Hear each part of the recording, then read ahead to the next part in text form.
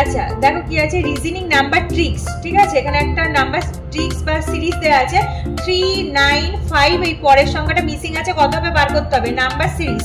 তাহলে দেখো এখান থেকে 3 এর সাথে আমি যদি একটা ইনটু 3 করে দিই তাহলে 3 3 এ 9 হয়ে গেল।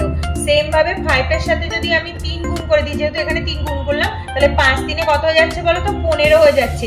কিন্তু দেখো আমার অপশনে কোথাও 15 নেই, তাহলে আমাকে এইভাবে করলে হবে না।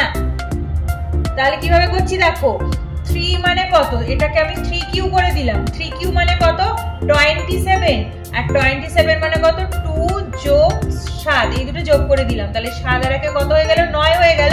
এখানে 9 চলে এসছে।